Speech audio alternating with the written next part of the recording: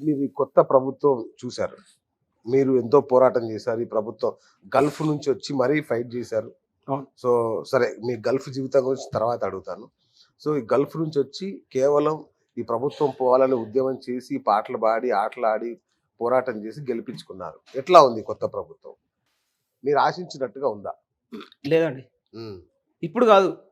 స్వాతంత్రం వచ్చి 75 సంవత్సరాలు గడిచినా నేను ఆశించింది, నేను కలగన్నది, నాకంటే ఇంకా పూర్వీకులు కలగన్నది, నాకంటే త్యాగదనులు కలగన్నది, ఈ సమాజం కోసం త్యాగం చేసినటువంటి మహనీయులు కలగన్న స్వరాజ్యం హ్మ్. ఇంకా ఒక 20 సంవత్సరాల దాకా పోరాటం. హ్మ్. ఇప్పటి ఈ జనరేషన్ పోయింది. నెక్స్ట్ జనరేషన్‌కైనా ఏమైనా సమపాలన హక్కు లభిస్తాయేమో అని చెప్పి ఆరాటం కోసం పోరాటమే మిగిలింది. ఏంటి మీ కోరిక? అంటే మీ స్వప్నం ఏంటి?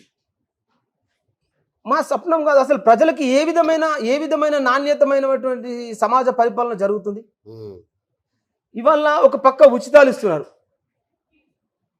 ఒక పక్క ఇప్పుడు ఉన్నటువంటి ముఖ్యమంత్రి వర్యులు రేవంత్ రెడ్డి గారు ఒక పక్క ఉచితాలు ఇస్తున్నారు ఆర్టీసీ అని. ఒక పక్క 20,000 కోట్ల అప్పు చేస్తున్నారు. హ్మ్. ఒక పక్క 8 లక్షల కోట్ల అప్పు ఉందని మీరే అంటున్నారు కదా. అవును. అంటే ఈ పేద ప్రజలకు అందుతుందా, లేకపోతే స్కీములు చేసేటోళ్లకు, స్కాములు చేసేటోళ్లకు, మ్యాచ్ ఫిక్సింగ్ రాజకీయాలు చేసేటోళ్లకు, సెటిల్మెంట్ చేసేటోళ్లకు ఇది ఈ స్థాయిలోకి అందుతుంది కానీ పేదవానికి సరైన వైద్యం అందుతుందా అండి? హ్మ్. మొన్న ఎంజీఎంలో కరెంటు పోయింది, 5 గంటలు కరెంటు పోయింది, ఎంతమంది చచ్చిరాడు? ఎవరికైనా పట్టినట్టుందా సోయి? ఇవాళ రైతుల పరిస్థితి ఏ విధంగా ఉంది? ఇవాళ రైతు అని చెప్పుకుంటున్న రైతు బీమా, రైతు బంధు ఇది పక్కన పెడితే శ్రమనే నమ్ముకొని, సత్వనే నమ్ముకొని, కాయ కష్టం చేసి భూమి లేకున్నా ఆ భూస్వామి దగ్గరనో, ఇంకా వాళ్ళ దగ్గరనో, కర్ణాల దగ్గరనో కౌలు రైతు చేసుకొని బతికే కౌలు రైతు పరిస్థితి ఇలా తెలంగాణలో ఏ విధంగా ఉంది? ఆ కౌలు రైతు కూడా మీరు రైతు బంధు ఇస్తా అన్నారు. అంటే ఇది మభ్యపెట్టడం తప్ప ఏ ఆధారాలతో మీరు రైతు బంధు ఇవ్వగలుగుతారు? వాళ్ళ కోసం కూడా ఒక పాట రాసినట్లు. ఎస్. ఒకసారి అది. ఈ పుడమి తల్లి ఎదలు తీర్చి దుక్కి దున్ని నీరు పెట్టినారు పోసినా, ఆ నాట్లు వేసి కలుపు తీసి కంటి మీద కునుకు లేక పంటనంత కాపుగాసినా, ఆ గాలి కొట్టు వాన కొట్టు తుఫాను వచ్చి పంట నేల పాలు చేసేరా, రైతు ఆరుగాల శ్రమ పంట నీట మునిగే గుండె పగిలే కంటి రోదనా, సాగు మీద అప్పు ఇచ్చే సాగుకారిరా. మా పల్లెలలో, ఊర్లలో కౌలు రైతు ఏదైనా భూమి మీద సాగు చేయాలి, పెట్టుబడి పెట్టాలన్నప్పుడు సాగుకారుల దగ్గరనో ఇంకొకరి దగ్గరనో నగలో నట్టునో పుత్తెలు తాడుగడుగులో కుదబెట్టి ఆ డబ్బులు తెచ్చుకొని ఆ పంట మీద పెడతారు పెట్టుబడి. కానీ అది గాలి కొట్టి తుఫాన్ వచ్చినప్పుడు, నేల పలినప్పుడు అలా కన్నీళ్ళే మిగులుతాయి.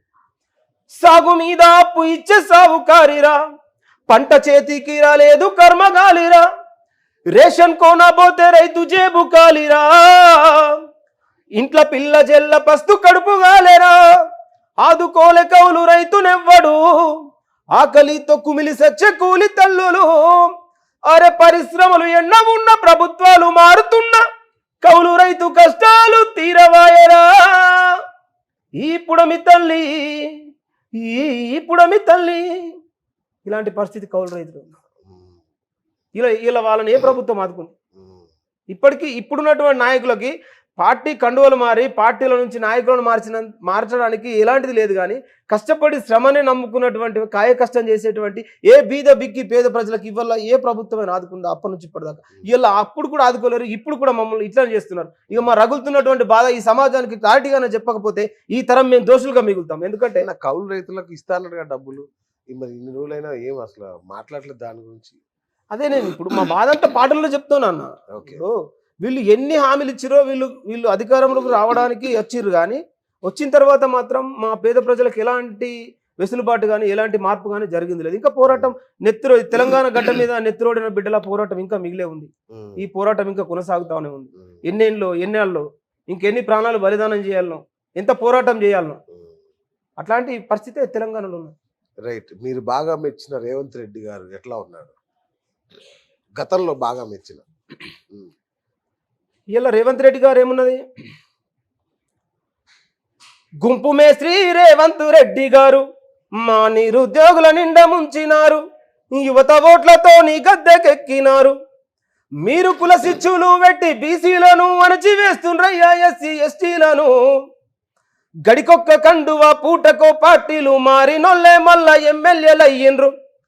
ఇలా అధికార పార్టీ కావచ్చు, ప్రతిపక్ష పార్టీ కావచ్చు, మా గౌరవనీయులు ముఖ్యమంత్రి గారు పార్టీ ఏ పార్టీలో ఉన్నా గెలిచిన తర్వాత రాజీనామా చేయక పార్టీ మారితే వాడిని రాళ్లతోని కొట్టు సంపు అన్నాడు. అవును. ఇవాళ ఇతర పార్టీల నుండి గెలిచిన ఎమ్మెల్యే రాజీనామా చేయక పార్టీ మారుతంటే రాళ్లతోని కొట్టి సంపమన్నా మీరే మీ కాంగ్రెస్ పార్టీలోకి ఎట్లా చేర్చుకుండ్రు? పార్టీనే నమ్ముకున్నోళ్ళ సస్పెండ్ చేస్తారా?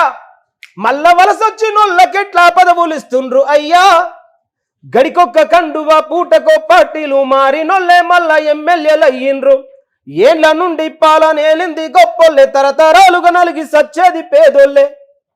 ఉచిత పథకాల కలవాటు పడ్డ మా జనము గిట్ల ఎనుకొచ్చే ముప్పును ఎవడెరుగుతాలేడు అయ్యా రేవంత్ రెడ్డి గారు. మా తెలంగాణ ముఖ్యమంత్రి మీరు సారు రేవంత్ రెడ్డి గారు.